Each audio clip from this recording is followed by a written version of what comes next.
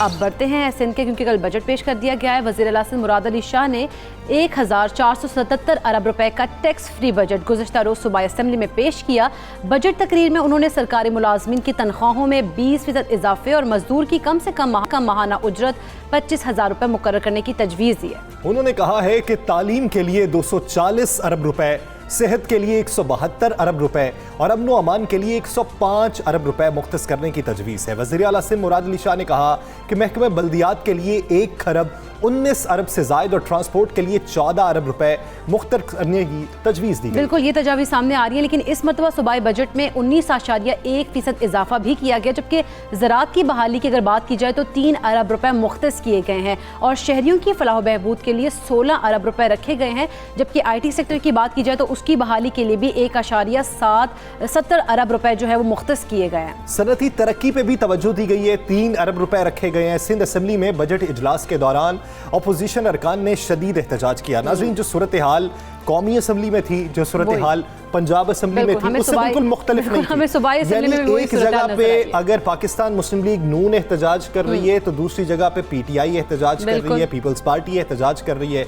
लेकिन इस तरीका कार पे कान पड़ी आवाज सुनाई ना दे तो आवाम तक क्या पहुंचेगा कि उनके फैसले किस तरह हुए। सीटियां बजती रहेंगी तो हम क्या समझेंगे कि ये सीटियां खुशी में बजाई जा रही हैं या फिर एहतजाजन या फिर तंजियम अगर कर रहे हैं या टॉन्टिंग वे में वो सीटियां बजा रहे हैं। इस तरह का गैर संजीदा सूरत हाल जो है, रवैया जो है वो हमारे नुमाइंदे जो हैं वो उनकी तरफ से देखने में मिलता है। लेकिन अपोजिशन की अगर बात की जाए तो सूबाई हुकूमत और वज़ीर आला के खिलाफ उन्होंने भी शदीद नारेबाजी की है। इस तमाम तर सूरत हाल पर हम बात कर लेते हैं। हमारे साथ मौजूद फिरदौस शमीम नकवी साहब, रहनुमा तहरीक इंसाफ है। अस्सलाम वालेकुम सर, गुड मॉर्निंग सर। वैसे तो हम देखा जाए बज़ाहिर तो सिंध असम्बली का जो बजट पेश किया गया वो अच्छा था, लेकिन क्या ये अवाम दोस्त होगा भी या नहीं होगा?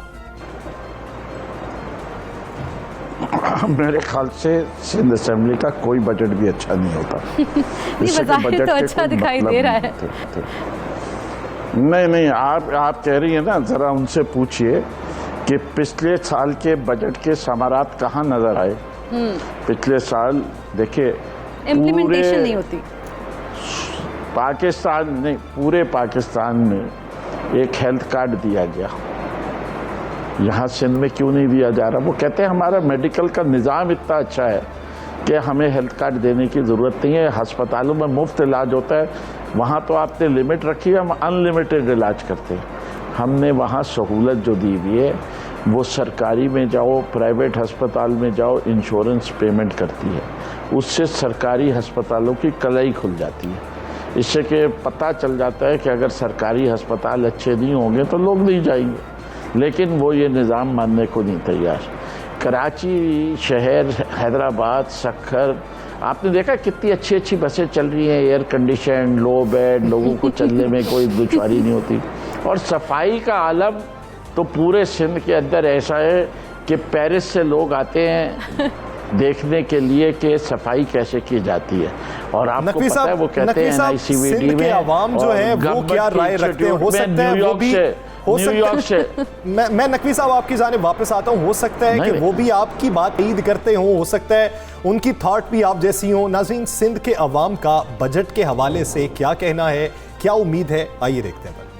बजट आता है तो वो लोगों की और जितने MNA MP है उनकी जेबों में चला जाता है, बका इससे अवाम, गरीब अवाम को कोई फायदा हासिल नहीं होता है। सिंध गवर्नमेंट का तो ये हाल है कि आपको पता ही है कि मतलब उधर थर में बच्चे मर रहे हैं भूख और इफलास से। इधर जो आटा, चीनी, दाल, हर चीज महंगी हो गई है। तो अवाम के लिए तो मैं समझता हूँ बजट में कुछ भी नहीं है और सिंध गवर्नमेंट से हमें तवक्को भी नहीं है कि कोई रिलीफ देगी। अवाम को कोई रिलीफ नहीं मिलता जी। गरीब अवाम तो पिस नहीं है, ये पैसे वालों के लिए होता है और उन्हीं को सहूलतें होती हैं इन चीज़ों की। सिंध गवर्नमेंट से क्या आप उम्मीद रखेंगे? इन लोगों से उम्मीद रखना जो है इसमें समझता हूँ इंतहाई दर्जे की बेवकूफ़ी होगी कि आवाम को कोई रिलीफ देंगे। ये सिवाय अपनी जेबों के, अपने पेट के, किसी को रिलीफ नहीं दे सकते। अरबों रुपए का सिंध हुकूमत का बजट आता है और कहाँ लगता है, कहाँ जाता है, कोई कहीं भी नजर नहीं आता। पूरे सिंध के अंदर इस वक्त पीने की पानी की तकलीफ जो कि मुसलसल चली आती रही है, बाजार, रोड, रास्ते वहीं के वहीं उसी तरीके से हैं और जो अरबों लाखों रुपए फंड है वो कहाँ जाता है, सारा का सारा करप्शन की नजर चले जाता है। गवर्नमेंट ने जो इस मरतबा बजट पेश किया है वो बहुत अच्छा पेश किया है। इसके सरकारी मुलाजमीन को भी बहुत फायदा होगा, और खासतौर से पेंशन जो लोग उठाते हैं वो तो जाहिर है उनके लिए बहुत प्रॉब्लम्स होती हैं, तो ये उनकी पेंशन में जो इजाफा हुआ है वो भी एक बहुत अच्छा कदम है। 20% जो इन्होंने तनख्वाहों में इजाफा किया है सरकारी मुलाजमीन की, ये भी बहुत एक अच्छा इनिशिएटिव है। सिंध हुकूमत जो नाले साफ नहीं करवा सकी वो सिंध को क्या चलाई। नकवी साहब, जैसा कि मैं पहले भी जिक्र कर चुका था, हो सकता है सिंध के अवाम आप ही के नुक्ता नज़र की तायद करते हों, तो वैसा ही है। 90% अवाम तो इस बात से अग्री करते हैं कि सिंध हुकूमत बजट कहाँ पर खर्च करती है ये हमें मालूम नहीं है। 10% वो जो गवर्नमेंट तबके से वाबस्ता है, जो सरकारी मुलाजमीन है, उनके लिए खुशाइन बात यह है कि 20% तनख्वाहें बढ़ी, 25,000 एक आम मजदूर की तनख्वाह कर दी गई। आप क्या समझते हैं कि जब वफाकी हुकूमत 10% तनख्वाह बढ़ाए, वफाकी हुकूमत 20,000 एक आम मुलाजिम की तनख्वाह रखे, एक मजदूर की, और सिंध हुकूमत 20% बढ़ाए और 25,000 मुख्तस करे, तो क्या ये भी सिर्फ खतो किताबत तक महदूद होगा?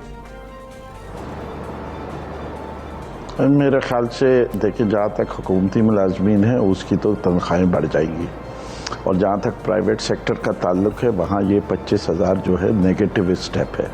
ये कोई अक्लमंदी और दानिशमंदाना इक़दाम नहीं है। इससे क्या होगा? पहली चीज़ तो ये है कि जितनी नई इंडस्ट्री लग सकती थी सिंध के अंदर वो नहीं लगेगी, इससे कि यहाँ मज़दूरों की उजरत मिनिमम वेज ज़्यादा है। ख़ास तौर पे वो इंडस्ट्री जिसमें मज़दूरों की तादाद ज़्यादा होती है, जैसे गारमेंट फैक्ट्री होती है। अब गारमेंट फैक्ट्री क्यों कोई आदमी यहाँ लगाए कि 25,000 तनख्वाह दे, उसी के लिहाज से OBI दे, उसी के लिहाज से सोशल सिक्योरिटी दे? तो दो चीज़ें होंगी, या तो कॉन्ट्रैक्ट मैन्युफैक्चरिंग की तरफ लोग चले जाएंगे, या वो अपनी फैक्ट्रियाँ पंजाब में जाके लगाएंगे या बलूचिस्तान में हब में लगाएंगे, अगर वो कराची से मजदूर लेके जाना चाहते हैं। लेकिन सिंध के अवाम, सिंध को नुकसान पहुँचेगा इस इक़दाम से, जब आपके और दूसरे सूबों के दरमियान 20% का मिनिमम वेज में 25% का इनफैक्ट फ़र्क आ जाएगा। ठीक है, देखिए तनख्वाह बढ़ाना बिल्कुल जायज़ बात है। हमारा गरीब जिस तरीके से ज़िंदगी गुजार रहा है वो, उसमें कोई, मेरे ख़्याल से जितने लोग हैं हम सबको तकलीफ़ होती है उनकी हालत देख के। लेकिन मईशत चलाना, इस मुल्क की मईशत को बेहतर करना हुकूमत वक्त का फ़र्ज़ है। उसको इक़दामात, मज़दूरों की वेजेस बढ़नी चाहिए, क्यों जब 100% एम्प्लॉयमेंट हो तब तनख्वाहें जब बढ़ती हैं वो डिमांड एंड सप्लाई पे बढ़ती है। इस वक्त मुल्क के अंदर जितनी अनएम्प्लॉयमेंट है उसकी वजह से लोग मैकेनाइजेशन पे चले जाएंगे, वो दूसरा झटका हो जाएगा, और इंडस्ट्री चली जाएगी कहीं। और तीसरी चीज़ है, इसको इम्प्लीमेंट कैसे कराएंगे? इनके पास कौन से वो ज़राए हैं सिवाय इसके कि जिस तरह ये रेस्टोरेंट्स की पाबंदी लगा दी थी कि 6 बजे बंद, और हमने देखा वो रात के 11-12 बजे तक खुले होते थे, और किसने अय्याशी की पुलिस वाले देना शुरू कर दे तो वो तो इस बात को कैश करवाएंगे कि आप लोगों ने नौकरियां देनी थी, अब आप ही लोग कह रहे हैं कि इस वक्त नौकरियां मौजूद नहीं है, तो अगर मुलाजिम पेशा अफराद की तनख्वाह बढ़ा देंगे तो वो देंगे कहां पे? देखिए, 2-3 चीज़ें हैं। पहली चीज़ ये है कि हम इस दुनिया में रहते हैं और हमारा मुल्क कोई अलहदा या अछूत किस्म का स्टैंड अलोन मुल्क नहीं है। कोविड की वजह से दुनिया भर में अनएम्प्लॉयमेंट फैली, दुनिया भर में रेस्टोरेंट बंद कर दिए गए, तो जितने लोग रेस्टोरेंट्स में काम करते थे उनका क्या हुआ? जो एयरलाइंस थी उन्होंने फ़्लाइटें कैंसिल कर दी, जो एयरलाइन इंडस्ट्री थे उनका क्या हुआ? वो बेरोज़गारी जो आई है वो एक बीमारी की वजह, एक वबा की वजह से आई है। बाकी जहाँ तक गवर्नमेंट की पॉलिसीज़ का ताल्लुक है, देर आयत दुरुस्त आयत, नया पाकिस्तान सिंध के अलावा हर जगह टेक ऑफ कर गया है, जिससे कि सिंध हुकूमत उसको ओन नहीं करना चाहती। वरना आप देखिए सीमेंट की take off, record take off है पाकिस्तान में, इससे ज़्यादा कभी सीमेंट इस्तेमाल नहीं हुआ। तो इसके माने कंस्ट्रक्शन इंडस्ट्री क्या करती है? लेबर को नौकरी देती है या सीमेंट वैसे ही इस्तेमाल हो जाता है? तो इसके माने नौकरियां बढ़ी हैं उस सेक्टर में। टेक्सटाइल सेक्टर ने के ऑर्डर बुक फुल हैं अगले 1 साल के लिए। और 100% कैपेसिटी से ज़्यादा पे ऑपरेट कर रही है और एक्सपेंशन पे जा रही है, तो ये बग़ैर मज़दूरों के तो काम नहीं होगा, यानी उस सेक्टर में भी बढ़ाई हो गई। लार्ज स्केल मैन्युफैक्चरिंग में इस वक्त तक पिछले महीने तक आ रहा था 9.57, आज सुबह ही बिजनेस रिकॉर्डर की हेडलाइन है कि 10 महीने का जो डाटा आया है वो 11.5% है लार्ज स्केल। तो जब लार्ज स्केल मैन्युफैक्चरिंग बढ़ेगी तो नौकरियां ऑब्वियसली बढ़ रही है। ये तो नहीं है कि मशीनें काम करती है, मशीनों के पीछे आदमी काम करते हैं। अगर आपकी मुल्क में एग्रीकल्चर ग्रोथ बम्पर क्रॉप्स आए हैं तो इसके माने दहका को भी रोजी तो मिल रही है। बिल्कुल ऐसे इससे के और जो हमें नज़र आता है एग्री इकोनॉमी में जो रूरल एरियाज़ हैं उसमें for the first time transfer of capital हो रहा है टुवर्ड्स दी रूरल एरिया, जिसकी वजह से मोटरसाइकिल की सेल्स बढ़ गई, रेफ्रिजरेटर्स की सेल बढ़ गई, टीवी की सेल्स बढ़ गई और लोगों में वहाँ के इजाफा तो हुआ है। लेकिन नकवी साहब अगर बात की जाए कराची के ट्रांसपोर्ट के सिस्टम की तो हम देखते हैं कि वो कोई अच्छा नहीं है, लोगों को मुश्किलात दरपेश हैं बहुत ज़्यादा। तो अब जो बजट पे तरक्याती बजट में इजाफा किया गया, आप क्या समझते हैं ये इजाफा मुनासिब है? जी मैं तो ये समझता हूँ कि इस वक्त सिंध हुकूमत ने बड़ा ज़बरदस्त काम किया हुआ है। एक तो ये है कि वो अपना गैर तरक्याती बजट हर साल बढ़ाती जाती है। तो कर क्या रही है कि जो अब ये 18th अमेंडमेंट आई उससे लेके अब तक 4 गुना बढ़ गया है नॉन डेवलपमेंट एक्सपेंडिचर। और उसके साथ क्या किया हुआ है, एजुकेशन का निज़ाम वो कह रहे हैं कि जितना मरबूत निज़ाम पब्लिक प्राइवेट पार्टनरशिप का सिंध के अंदर है पाकिस्तान के किसी और सूबे में नहीं। बिल्कुल दुरुस्त कहते हैं। बहुत अच्छा निज़ाम बनाया हुआ है, पैसे कमाने का ज़बरदस्त इंतज़ाम बनाया। पहले उन्हें पैसे पकड़ने में बड़ी दिक्कत होती थी कि दवाई के बिल बनाओ उसमें से कुछ लो, जिनको तो नौकरियां दो उनसे कहो कि तुम नौकरियां मुफ्त देंगे जब तुम 10 लाख रुपए में दोगे तब सरकारी नौकरी मिलती थी। अब उन्होंने क्या किया, public private health initiative PPIH कर दिया और उन्होंने एक कंपनी को दे दिया कि चलो ये BHU 10 तुम्हें दिए, हर BHU पे मुझे 1-1 करोड़ रुपए दे दो और मैं BHU चलाने के लिए तुम्हें 4 करोड़ रुपए सलादा दूंगा। 1 विंडो ऑपरेशन कर दिया रिश्वत लेने का, ज़बरदस्त काम किया। अब यही काम वो कर रहे हैं। EMO क्या होता है, एजुकेशन मैनेजमेंट ऑफिस, वो अब स्कूलों को भी जो है वो प्राइवेट सेक्टर के साथ पार्टनरशिप पे दे रहे हैं। तो भाई जब आप हर चीज़ प्राइवेट सेक्टर को सबलेट कर रहे हैं तो आप ये बताइए हुकूमत का हजम क्यों बढ़ता जा रहा है, लोग को क्यों बढ़ते जा रहे हैं। कमाल की बात है कि KWSB वालों से पूछे, वो कहते हैं हमारे यहाँ 13,000 मुलाजिम है, हमें 4,000 में काम चल जाएगा। ये 9,000 मुलाजिम क्यों रखे हुए। KDA वालों से पूछो, वो कहते हैं हमारे पास 7,000 मुलाजिम है, हम 1,000 में काम कर लेंगे। तो भाई ये 6,000 क्यों ज़्यादा रखे हुए। अब ये मकसद ये है कि आपके गैर यानी बुनियादी बात का मतलब ये है कि जो आदादो शुमार ज़ाहिर किए जाते हैं, जो आप चीज़ें कहते हैं वो ज़मीनी हक़ाइक़ के मुतरादिफ ना हो, उसके मुतसादिम ना हो, वो उसके बरअक्स ना हो, बल्कि उससे मिलती जुलती हों, तो तब आप फैसले करें तो वो भी समझ में आते हैं, अपोजिशन भी साथ दे सकती है, बेहतर फैसले किए जा सकते हैं, कानून साजी की जा सकती है। बहुत शुक्रिया शमीम नकवी साहब इस हवाले से अपना के लिए। इकरा, इस वक्त जो बात है ना, अब शमीम नकवी साहब एक तरफ तो ये है कि रोज़गार में इजाफा हो रहा है, बिल्कुल ऐसा ही है। सिंध की बात आए तो ये है कि रोज़गार में कमी वाक़ई हुई है जिसकी वजह से ये नहीं होना चाहिए। अब अगर हमारा बयानिया एक जैसा होगा तब हम आवाम को भी बेहतर समझा सकते हैं कि हमें क्या करना चाहिए, क्या नहीं करना चाहिए। अब इसी बात को अगर आगे बढ़ाएं, एक नई खुशाइंद बात यह है कि पाकिस्तान ने हुकूक दिए हैं ओवरसीज पाकिस्तानियों को कि वो पाकिस्तान में वोट का हक रख सकते हैं। किस वजह से दिए कि तरसीलाते ज़र में बेतहाशा इजाफा हुआ। आज आलमी दिन तरसीलाते ज़र का मनाया जा रहा है, ख़ानदानी तरसीलाते ज़र का। इसका भी एक आलमी दिन होता है। इसका मकसद घर से दूर जो काम करने वाले हैं, जो 7 समंदर पार रहते हैं, वो अपने घर का पेट पालने के लिए, अपने बच्चों को तालीम देने के लिए, उनकी जहन साजी के लिए वो दूर जाकर रहते हैं। बिल्कुल, मुसीबतें भी काटते हैं, मुश्किलात बर्दाश्त करते हैं और अपने ख़ानदान की बेहतरी के लिए वो तमाम तर चीज़ें करते हैं। और ख़ानदान की बेहतरी बेहतरी के साथ साथ मुल्क की बेहतरी के लिए भी काम करें और मुल्क की पायदार तरक्की में किरदार भी अदा करें। बढ़ चढ़ कर आप देखें, अगर इस साल की बात की जाए तो जो रेमिटेंसेज हैं उसमें इजाफा हुआ है और इसका मकसद जो है वो सरकारी और निजी शोबे के अलावा सिविल सोसाइटी को भी तरसलाते ज़र की आमद में जो उसकी मद में आने वाली रकम को बेहतर अंदाज में हमारे जो वज़ीर आज़म हैं इमरान खान साहब, उन्होंने बेशतर मौके पे खिराज तहसीन पेश किया।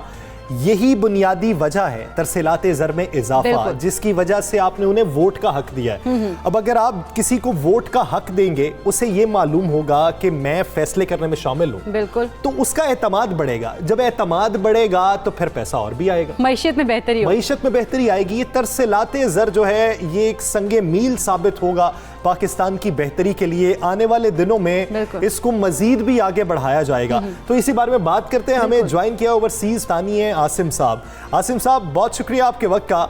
आसिम साहब, एक खुशाइंद बात यह है कि बैरून मुल्क से पाकिस्तानियों के लिए अपना पेट काट कर अपने घर वालों के लिए पैसे भेजना उधर वाले पाकिस्तानी जो ओवरसीज पाकिस्तानी हैं उनके लिए बहुत मुश्किल होता है, लेकिन फिर भी वो भेजते हैं। कभी कभार वो ये गिला भी करते हैं कि हमसे पूछा ना गया कि क्या खाना खाया, क्या आराम किया। हमसे ये पूछा जाता है कि पैसे कब भिजवाओगे। लेकिन अगर आपकी अपनाइयत और उनसियत है तो आपके साथ जुड़े रहना चाहिए। क्या समझते हैं कितना मुश्किल होता है? देखें, जो ओवरसीज पाकिस्तानी पाकिस्तान से बाहर रहते हैं उनके लिए ज़िंदगी बड़ी टफ होती है। हम नॉर्मली पाकिस्तान में बैठ के ये सोचते हैं कि शायद वहाँ पे ज़िंदगी बड़ी मज़े की है, बड़ी आसाइशें हैं ज़िंदगी के अंदर, वहाँ पे आपकी ज़िंदगी बड़ी आसान है। पैसे जो हैं वो दरख्तों पे लगते होंगे, आप वहाँ दरख्तों से तोड़ के और पैसे भिजवाते होंगे। ऐसा हरगिज़ नहीं है। जो ओवरसीज़ पाकिस्तानी हैं, जो ओवरसीज़ जो लोग रहते हैं, उनकी ज़िंदगी बड़ी मुश्किल है, क्योंकि जब आप पाकिस्तान में रहते हैं, फैमिलीज़, आपके पास सारा स्ट्रक्चर है, नौकर, इजी लाइफ पाकिस्तान में होती है, लेकिन यहाँ पे आपको सारे काम खुद करने पड़ते हैं।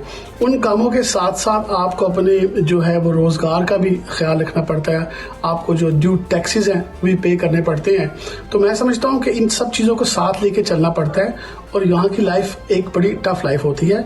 इस टाइप लाइफ में जब आप पैसे कमाते हैं तो वो आपकी एक जो मेहनत की कमाई है उसको जब आप उसे अपने रिश्तेदारों के साथ या बहन भाइयों के साथ जो शेयर करते हैं पाकिस्तान में, इनको जो भी आप सपोर्ट फाइनेंशियली करते हैं, फैमिली हो जाए या आप किसी को कारोबार में वहाँ पैसे लगाते हैं, तो मैं समझता हूँ कि ये सब चीज़ें बड़ी मुश्किल होती हैं यहाँ से इन सब चीज़ों को मैनेज करना और मैनेज करके तमाम जो आपके बैक होम में जो आपके रिश्तेदार जो अजीज़ वकारम हैं उनकी हेल्प करना। तो ओवरसीज पाकिस्तानी जो रेमिटेंस भिजवाते हैं वो बिल्कुल अपना पेट काट कर बड़ी मुश्किल से बड़ी चीज़ों को मैनेज करके अपनी तमाम अखराजात को, अपनी मॉर्गेजेस को, अपने टैक्सेस को, उन सब चीज़ों को मद्देनजर रखते हुए वो फिर इनकी जो है वो वहाँ पे माशी मुश्किलात का तो सामना करते हैं आसिम साहब। लेकिन आपके ख्याल में जो अरबों डॉलर की रेमिटेंसेज आ रही है पाकिस्तान, तो वो ओवरसीज पाकिस्तानियों को क्या सफारत खाना पाकिस्तान और जो पाकिस्तानी इदारे हैं सही तरीके से ट्रीट भी करें? देखिए, मैं समझता हूँ कि जो गवर्नमेंट है उसको चाहिए कि सबसे पहले तो ओवरसीज पाकिस्तानी जो पाकिस्तान में पैसा लेके आ रहे हैं उनको एक जो है वो पीस ऑफ माइंड होना चाहिए, उनकी इन्वेस्टमेंट को सिक्योर करना चाहिए, ताकि एक आम ओवरसीज पाकिस्तानी अगर पाकिस्तान में जाकर इन्वेस्टमेंट करना चाहे तो उसको ये ना फील हो कि मेरा पैसा वहाँ जाके डूब जाएगा या मुझे नुकसान हो जाएगा। उस पैसे को उसको फील हो कि मुझे पैसे की सिक्योरिटी मिलेगी। तो मैं समझता हूँ ये बड़ा ज़रूरी है। इसके अलावा देखिए, गवर्नमेंट ने बहुत सारे ऐसे जो है पैकेज अनाउंस किए हैं जिसमें आप जाके अभी इन्वेस्टमेंट करें। जैसे रियल स्टेट एक मैं समझता हूँ ऐसा एक जो गवर्नमेंट ने इसको एक इदारे का दर्जा दिया है, उस पर बहुत ज़्यादा इन्वेस्टमेंट हो रही है। हर बंदे की ख्वाहिश है कि पाकिस्तान में जाके को प्रॉपर्टी ले, को घर बनाए अपना, तो रियल एस्टेट में बहुत ज़्यादा इन्वेस्टमेंट हो रही है। इसी तरह गवर्नमेंट को चाहिए कि रियल एस्टेट से रिलेटेड जो है चीज़ें उनके अंदर जो है वो इन्वेस्टमेंट के हवाले से लोगों को इन्फॉर्मेशन मिलनी चाहिए। आज तक अभी भी मेरा ख्याल में जो ओवरसीज पाकिस्तानी अगर वो पाकिस्तान में जाकर इन्वेस्ट करना चाहें तो उनके लिए कोई ऐसा इन्फॉर्मेशन डेस्क नहीं है, कोई ऐसा पोर्टल नहीं है जो इस चीज़ को उनको इन्फॉर्म करे कि किस चीज़ में जाके इन्वेस्टमेंट की जा सकती है। तो मैं समझता हूँ कि हाई कमीशन के अंदर एक ऐसा डेस्क होना चाहिए जहाँ की एक आम आदमी जाके या एक आम पाकिस्तानी ओवरसीज पाकिस्तानी जाके उसको इन्फॉर्मेशन मिल जाए होने चाहिए। वो तो ज़रूरत है ही। आसिम साहब, एक बुनियादी सवाल ये है कि ऐसे वक्त में कि जब पूरी दुनिया कोरोना वबा का शिकार है, मईशतें डूब चुकी हैं, रोजगार के मौके मुयस्सर नहीं हैं, लेकिन ऐसे वक्त में पाकिस्तान के तरसीलात ज़र में इजाफा हो गया, इसकी बड़ी वजह आप क्या समझते हैं? देखिए जी, मैं समझता हूँ कि इस वक्त जो सबसे बड़ी जो एक मेन वजह है वो एक ट्रस्ट एलिमेंट है। जो देखिए इमरान खान जो है ना, वैसे ही जो ओवरसीज पाकिस्तानी रहते हैं वो इमरान खान को बड़ा पसंद करते हैं, तो इमरान खान की हुकूमत के ऊपर जो लोगों का एतबार है वो बहुत बड़ा है। और इसके अलावा जो मेन इसकी रीज़न ये है, जो मौजूदा गवर्नमेंट ने बहुत सारे ऐसे प्रोजेक्ट शुरू किए हैं जिसमें आप जो है ना वो उनको ओवरसीज़ पाकिस्तानियों को इन्वेस्टमेंट की मौके फराहम किए गए, जिसमें सबसे जो बड़ा मैं समझता हूँ इमरान खान हुकूमत ने काम किया है वो जो है वो जो इसको रियल स्टेट के शोबे को एक जो है वो इंडस्ट्री का दर्जा दिया है, जिसकी वजह से बहुत सारे प्रोजेक्ट इस वक्त पाकिस्तान में चल रहे हैं। कराची हो, लाहौर हो, फैसलाबाद हो, या मतलब छोटे शहरों में, बल्कि मैं अभी पीछे पाकिस्तान गया हुआ था तो मैंने देखा कि फैसलाबाद में भी कुछ ऐसे जो है हाई राइज बिल्डिंग बनना शुरू होने जा रही हैं, जिसमें जो है ओवरसीज पाकिस्तानी अपना जो है ना वो इंटरेस्ट शो कर रहे हैं। तो इसके अलावा और भी जैसे टूरिज्म डिपार्टमेंट है, उसमें गवर्नमेंट ने काफ़ी मौके ओवरसीज पाकिस्तानी को दिए हैं, जो कि ओवरसीज पाकिस्तानी वहाँ जाके इन्वेस्टमेंट करना चाह रहे हैं। इसके अलावा जो है वो IT सेक्टर में काफ़ी मौके हैं, टूरिज्म है। तो मतलब ये तमाम मैं समझता हूँ इसकी मेन जो रीज़न है वो गवर्नमेंट की अट्रैक्टिव पॉलिसीज़ हैं जो ओवरसीज पाकिस्तानी को बड़ा अट्रैक्ट कर रही हैं इस वक्त। और पूरी दुनिया जो है वो देख रही है कि पाकिस्तान इस वक्त जो है वो एक पाकिस्तान में जो इस वक्त माहौल है कारोबार करने के लिए बड़ा साजगार है, और लोगों का जो इत्तेमाद है वो जो है हुकूमत पे बढ़ता जा रहा है, क्योंकि लोगों को ये लगता है कि इमरान खान की जो हुकूमत है वो बिल्कुल करप्शन नहीं कर रही है। इमरान खान एटलीस्ट जो ऐसे हमारे लीडर हैं, जो एक ईमानदार लीडर हैं, तो उनकी ईमानदारी की वजह से जो लोगों का एक इत्तेमाद है गवर्नमेंट को वो बढ़ा है। और जो गवर्नमेंट ने जो काफ़ी सारे जो प्रोजेक्ट शुरू किए हैं, मैं समझता हूँ वो मेन रीज़न है लोगों को अट्रैक्ट करने में और ओवरसीज पाकिस्तानियों को पाकिस्तान में पैसा भेजने में जो एक कंफर्टेबल फील हो रहे हैं, वो ही एक रीज़न मैं समझता हूँ हो सकती है कि काफ़ी एतमाद तो लोगों का बड़ा है गवर्नमेंट के ऊपर। लेकिन आसिम साहब, स्टेट बैंक की जानिब से रोशन डिजिटल अकाउंट भी मुतारिफ कराया गया है, तो इससे ओवरसीज पाकिस्तानियों को कितनी आसानी होगी पाकिस्तान में अपनी जो रकूम है उनके इस्तेमाल के लिए या उनके लिए उनकी मुंतकली के लिए? देखिए जी, बात यह है कि ये जो रोशन डिजिटल अकाउंट गवर्नमेंट ने इंट्रोड्यूस कराया है, मैं समझता हूँ बड़ा एक अच्छा इनिशिएटिव है, क्योंकि जब भी हम पाकिस्तान जाते थे तो वहाँ जाकर आपको मनी चेंजर्स के पास भागना दौड़ना पड़ता था, पैसे चेंज कराएं या किसी फैमिली मेम्बर से। नॉर्मली जब आप जाते हैं तो आपके जेब में वो ओवैसी यहाँ की करेंसी होती है, फिर पाकिस्तान जाके आपको नेक्स्ट डे या एक कुछ दिन के बाद वो आपको पैसे चेंज कराने पड़ते हैं। इन द मीन टाइम आपको वो अपने रिश्तेदारों से या बहन भाई से चेंज लेके जी कुछ खर्चा करना पड़ता है। तो मैं समझता हूँ कि बड़ा अच्छा एक इनिशिएटिव है। आपका अपना अकाउंट है, आपका अपना डेबिट कार्ड है, अभी जब भी पाकिस्तान जाएं आप जाके शॉपिंग करें, आपको बिल्कुल उसमें बड़ी एक ईजी फील होता है। और मैं समझता हूँ कि मैंने खुद इसको इस्तेमाल किया। अगर ये हुकूमत की तरफ से इक़दाम किए जा रहे हैं, आसिम साहब आप क्या समझते हैं कि जब हुकूमत को इस बात की उम्मीद है कि आने वाले सालों में रेमिटेंसेस में मजीद इजाफा होगा, तो हुकूमत को तरसीलाती ज़र में इजाफे के हवाले से बेहतर इक़दाम क्या करने चाहिए बशमूल स्टेट बैंक के भी? देखिए, मैं समझता हूँ जो है ना ओवरसीज पाकिस्तानी जहाँ भी जब भी पाकिस्तान को जरूरत पड़ी ओवरसीज पाकिस्तानियों की, ओवरसीज पाकिस्तान ने बिल्कुल पाकिस्तान का साथ दिया है और रेमिटेंसेस भिजवाई है। जब भी पाकिस्तान में बुरा वक्त आया तो ओवरसीज पाकिस्तान हमेशा बढ़ चढ़ के हिस्सा लिया है।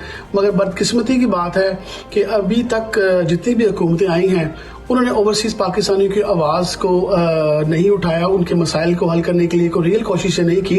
अभी रिसेंट इमरान खान हुकूमत ने जो एक अभी हमारे मिनिस्टर साहब को अपॉइंट किया था, वो भी शायद इस वक्त नहीं है।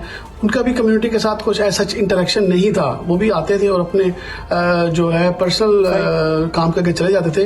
तो मैं समझता हूँ कि ओवरसीज पाकिस्तानियों के मसाइल को उनको मजीद बेहतर करने की जरूरत है। बहुत शुक्रिया आसिम यूसुफ साहब इस हवाले से अपना वक्त देने के लिए। नाज़रीन, शहर को छोड़ के गाँव की तरफ आते हैं, लाल थक जाएं तो माओं की तरफ आते हैं, लेकिन ये वो लाल हैं जो अपनी धरती माँ या अपनी हकीकी माँ की तरफ भी नहीं आ सकते, मुश्किल से वक्त गुजारते हैं, दिल से दिल मिले हुए हैं। हमें भी इज्जत करनी चाहिए, उनका भी एतमाद बहाल करना बिल्कुल ऐसे ही है। लेकिन हमें यहाँ पे लेना है ब्रेक, कहीं मत जाइएगा, हमारे साथ सही रहेगा।